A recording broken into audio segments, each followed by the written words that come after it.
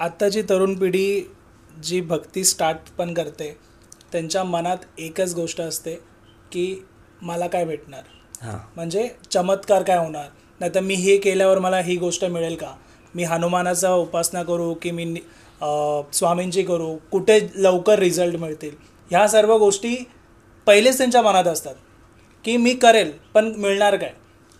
Problem तिथे होतो. मी माझ्या मागच्या एपिसोडमध्ये मी बोललेलो, थोडंसं मागे जाऊया आपण. तुम्ही बोललात ते एकदम 100% खरं आहे. कारण कलियुगामध्ये हीच परिस्थिती आहे की आपण अशी एक कुदळ मारली ना की लगेच पाणी लागलं पाहिजे. Correct correct. आणि ते आपण लगेच पिलं पण पाहिजे आणि पिऊन लगेच तरतरीत पण झालो पाहिजे. अशी अपेक्षा सगळ्यांचीच असते, तरुण पिढीचीच नाही, सगळ्यांचीच आहे. कारण आपण कलियुगात राहतो, आपण कॉम्पिटिशनच्या युगात जगतो. जर बाजूवाल्याकडे जर 4 व्हीलर आहे तर माझ्याकडे मी 2 व्हीलर का ठेवावी, मी कर्ज काढेल आणि 4 व्हीलर घेईल, पण घेऊन दाखवणार, पण मी घेणार. त्या कर्जाचे आपल्याला हप्ते भरायचे ऐपत नसेल पण तरी मी 4 व्हीलर घेईल. करेक्ट. अरे त्यांनी तुमच्या आयुष्यात 4 व्हीलर ठेवलेली आहे, फक्त टायमिंग आहे ना. राईट. त्याच्या आयुष्याचं टायमिंग लवकर 4 व्हीलर घेण्याचं आहे, तुझा 6 महिने 6 वर्ष लेट आहे. पण तुझ्या आयुष्यात पण 4 व्हीलर आहे तुझ्या आयुष्यात पण 4 व्हीलर, याचा तू विचार कर. पण मी मागच्या एपिसोडमध्ये मी म्हणालो की जर आपल्याला दादरला जायचं असेल तर आपण उडून डायरेक्ट दादरला जाऊ का, नाही. आपण ट्रेनमध्ये बसणार आणि दादरला जाण्याचा प्रयत्न करणार. पण त्याच्यामध्ये मग मुलुंडला गाडी थांबेल, फास्ट ट्रेन असते तर घाटकोपरला थांबेल, कुर्ल्याला, हे स्टॉप घेतच जाणार, तेव्हाच जाणार तुम्ही तिथे. मग अडथळे म्हणजे स्टॉपच आलं आणि दादर म्हणजे उद्दिष्ट आलं. Correct correct correct. जर उद्दिष्ट गाठायचं असेल तर तुम्हाला अडथळ्यांचा सामोरं जावंच लागेल. बरोबर आहे. आणि अडथळ्यांना जेव्हा तुम्ही सामोरं जाता तेव्हा तुमच्या मुखात ओम श्री स्वामी समर्थ हे जर नामस्मरण असेल तर तुम्ही असे कितीही अडथळे येऊन द्या, तुम्ही त्यांना पार करून तुमचं उद्दिष्ट गाठू शकतात. हीच ब्रह्मांड शक्ती जर आपल्या प्रत्येकाच्या मागे मिळवायची असेल तर त्याला एकमेव साधन, एकमेव पर्याय म्हणजे एकच आहे, नामस्मरण आणि ओम श्री स्वामी समर्थ नामस्मरण. Right right. हे सगळ्यात महत्त्वाचं आहे. ह्या कलियुगामध्ये नामस्मरणाशिवाय कोणताही पर्याय नाही. परमेश्वराला जर भेटायचं असेल, परमेश्वराच्या पायापाशी जायचं असेल, जर त्याला संलग्न व्हायचं असेल तर आपल्याकडे एकच पर्याय आहे, ओम श्री स्वामी समर्थ नामस्मरण. याच्याशिवाय आपल्याकडे कोणताही पर्याय नाही. तर दादा, तुम्हाला माणसाला बघितल्यावरती त्याचं भूतकाळ, भविष्यकाळ ह्या गोष्टी समजतात. तर मला हे जाणून घ्यायचं की ह्याची तुम्हाला अनुभूती कधीपासून स्टार्ट झाली, म्हणजे ह्या सर्व गोष्टीचे तुम्हाला अगोदर इंडिकेशन्स वगैरे आले होते?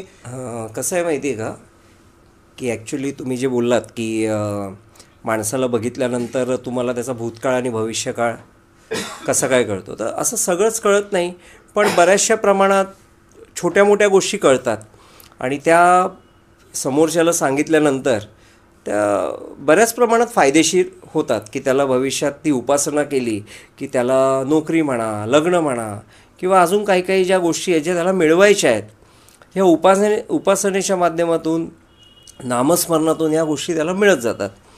पण आता तुम्ही जे बोललात की ही अनुभूती, ॲक्च्युली खरं बघायला गेलं तर माझं नामस्मरण असं काही पहिलेपासून वगैरे असं नाही आहे. आज माझं वय 47 आहे, पण मी असं कधीच नामस्मरण वगैरे केलं नाही. 2018 नंतरच माझं ॲक्च्युली मोठ्या प्रमाणात नामस्मरण वगैरे, नामस्मरण आहे, उपासना आहे, दैवी गोष्टी आहेत, पूजा अर्चा हे मोठ्या प्रमाणात झाल्या. पण पहिले असं कधीच झालं नाही.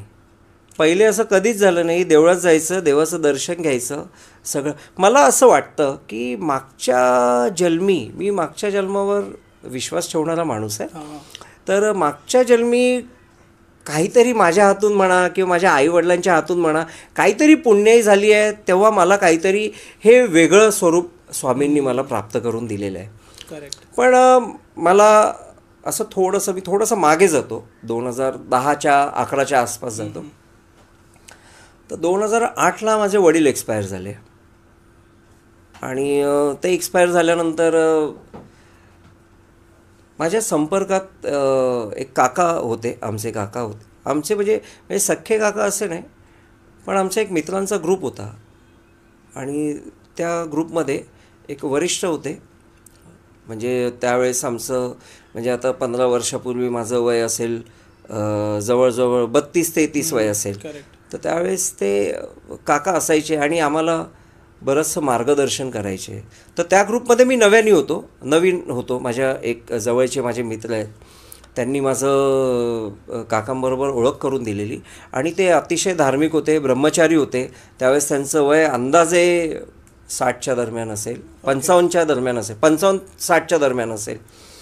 तर त्यांची माझी ओळख झाली आणि ओळख म्हणजे अशी की 2008 नंतर म्हणजे वडील गेल्यानंतर मी थोडा अनस्टेबल होतो की माझे वडील अचानक कसे काय गेले. ते वयाच्या 59व्या वर्षीच गेले आणि मग ते अचानक कसे गेले ते मला पूर्ण ते दिवस आठवत होते की मग हॉस्पिटलमध्ये ॲडमिट झाले, मग ते त्यांना कसला त्रास झाला, पण काय असं काय आजारपण नसताना पण कसे गेले. तर तो मला एक शॉकिंग टायमिंग होता तो. आणि मग 2-3 वर्ष मी थोडंसं शॉकिंगमध्येच होतो. व्यवसायावर पण असं व्यवस्थित लक्ष नव्हतं, होतं लक्ष पण असं व्यवस्थित असं हे नव्हतं. तर मग त्यावेळेस मला काका भेटायचे. ओके. ते एवढे धार्मिक होते की आम्हाला भरपूर मार्गदर्शन ते करायचे. आणि मी काकांना ना माझ्या मनातल्या म्हणजे ती व्यक्ती एवढी मोठी होती पण ते साधे होते. ओके. आणि ते मला भेटायला माझ्या ऑफिसमध्ये यायचे. काय मला माहिती नाही काय होतं कसं होतं काय माहिती नाही. आणि मी काकांना बोलायचं की काका मला ना आता कंटाळा आला आहे, हे जीवनाचाच कंटाळा आला आहे, काय करू काय समजत नाही आहे, मला काय उमजत नाही आहे म्हटलं. तर काका मला म्हणायचे, अरे वेडा आहेस का तू, अरे हेमंत तुला माहिती आहे का तुझ्या मागे किती मोठी पुण्याई आहे, हे डोक्यातून काढून टाक, तुझ्या मागे मोठी पुण्याई आहे तुझ्या मागे. मला त्यावेळेस काही कळत नव्हतं, म्हणजे ही 2011-12ची गोष्ट असू शकते, त्यावेळेस काही कळत नव्हतं मला. त्यांना दिसलं असेल ते. हां, संतच होते ते. करेक्ट. ते संतच होते. फक्त म्हणजे ते एक फक्त काही लोकांपर्यंत मर्यादित होते. ओके. पण ते संत होते. आणि ते मला बोलायचे की अरे हेमंत तुला माहिती आहे का तुझ्या मागे किती मोठी पुण्याई आहे, तुला काय कळतंय का, काही पण बोलू नकोस. मग मी शांत बसायचो. मग मला म्हणायचे चल आपण मिसळपाव खाऊ. मग ते मला मिसळपाव खायला न्यायचे, ते मला ते मिसळपाव खाऊ घालायचे आणि त्याच्यानंतर पैसेही तेच द्यायचे आणि मग मला ऑफिसला सोडायचे. ओके. म्हणजे एवढी त्या संतांनी माझी काळजी घेतली आहे. ओके. आणि त्यावेळेस त्यांचे जे शब्द आहेत ना मला आजही आठवत आहेत की अरे हेमंत तुझ्या मागे ना मोठी पुण्याई आहे, तुला माहिती नाही आहे. त्यांचे शब्द मला आज आठवत आहेत की माझ्या मागे कोणती पुण्याई येते. त्यांचे शब्द मला आज आठवत आहेत. आज ते नाही आहेत आपल्यामध्ये, पण मी त्यांना कधीच विसरू शकणार नाही. आता तर ते जास्त प्रमाणात आठवायला लागलेत मला, कारण त्या गोष्टी तशा खऱ्या होत गेल्या. ते बघत होते काय ते, आणि त्याच गोष्टी अशा खऱ्या होत गेल्या. त्यानंतर माझे एक मित्र होते आणि त्यांचे गुरु होते भाऊ महाराज म्हणून, माझ्या मित्राच्या घरी यायचे. म्हणजे हा दुसरा इन्सिडेंट, म्हणजे संतांशी मी किती संलग्न झालो आहे आणि कसा झालो काय झालो मला कळलंच नाही, पण मी भरपूर संलग्न झालो. जसं मी काकांशी झालो तसं भाऊ महाराज जे माझ्या मित्राच्या घरी यायचे, आणि ते जेव्हा मित्राच्या घरी यायचे तर माझा मित्र वगैरे आम्ही गप्पा मारत बसायचो, आध्यात्मिक गप्पा. संतच होते ते, मग त्याच गोष्टी होणार, आध्यात्मिक गप्पा असायच्या. आणि म्हणजे मी 2014-15च्या दरम्यानची गोष्ट सांगतो तुम्हाला. आणि माझं नाव हेमंत, मला हेमंत नावानेच सगळे बोलायचे. ते मला संजय नावाने हाक मारायचे. अच्छा. मला काय कळायचं नाही, एवढे मोठे थोर व्यक्ती ती, ते संजय बोलतील काय किंवा अजून काय बोलतील मला काय कळायचं नाही, मी होला हो करायचं. तरी ते मला ना संजय नावाने हाक मारायचे. माझा मित्र त्यांना म्हणायचा, भाऊ त्याचं नाव हेमंत आहे. तो नाही, तो संजय आहे. अच्छा. तो संजय मला तोपर्यंत कधीच कळला नाही. ओके. एकदा त्यांनी माझ्या मित्राला माझ्या समोरच सांगितलं, अरे संजय, या भिंतीच्या पलीकडचं पण बघेल तो. ओके. या भिंतीच्या पलीकडचं पण बघेल तो. तुला माहिती नाही. त्यावेळेस मला पण माहिती नव्हतं समजलं की मी काय बघू शकतो आणि काय नाही ते. करेक्ट. त्यावेळेस मलाही कळलं नव्हतं, पण मला आत्ता जाणवायला लागले की त्यांनी ते त्यावेळेस ओळखलेलं. Correct correct. आणि संजय काय बोलायचे ते संजय म्हणजे तो महाभारतातला संजय, त्याने धृतराष्ट्राला महाभारत सगळं सांगितलेलं. म्हणजे तो त्या रणांगणामधलं महाभारत त्या राजवाड्यामध्ये बसून सांगत होता धृतराष्ट्राला. त्यांना त्या संजयची उपमा मला द्यायची होती. ते मला आत्ता कळतं आहे की ते का बोलायचे तसे, कसं बोलायचे. अशा आज तेही आपल्यात नाही आहेत. अशा थोर संतांचा म्हणजे मला सहवास लाभला आहे. आणि ते माझ्या बाबतीत बरंच त्यावेळेस ते बोलून गेले, पण ते सगळ्या गोष्टी ज्या आत्ता उलगडल्या जात आहेत.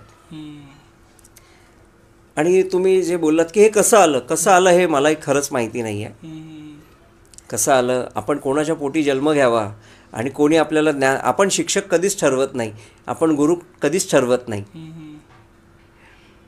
गुरु ठरवतात की शिष्य कोण पाहिजे. करेक्ट. मला असं वाटतं कदाचित स्वामींनी तो आशीर्वाद मला दिला. बरोबर. हे ऐकून माझे पप्पा रडायला लागलेत. कारण काय असतं की आज ते दोघंही नाही आहेत. मला त्या म्हणजे त्यांची कमतरता भासते आहे की ते दोघंही नाही आहेत. आणि आज माझ्याकडून जे काही घडतं आहे ते अतिशय विलक्षण आहे. आणि त्यांनी ते तेव्हा ओळखलेलं, पण मला याचा उलगडा त्यांनी कधीच केला नव्हता. तो उलगडा आज काही वर्षानंतर झालेला आहे. आणि हे सगळं स्वामींचा आशीर्वाद आहे. याच्या पलीकडे काही नाही आहे. हेमंत हा कुछ भी नाही आहे. हेमंत हा शून्य आहे, पुरेपूर शून्य आहे. त्याला 100% बनवण्याचं काम पूर्णपणे स्वामी करतायत आणि तेच करतील. ते जे मार्ग दाखवतील त्या मार्गावर हा हेमंत जाईल आणि स्वामींच्या नेहमी चरणी असेल.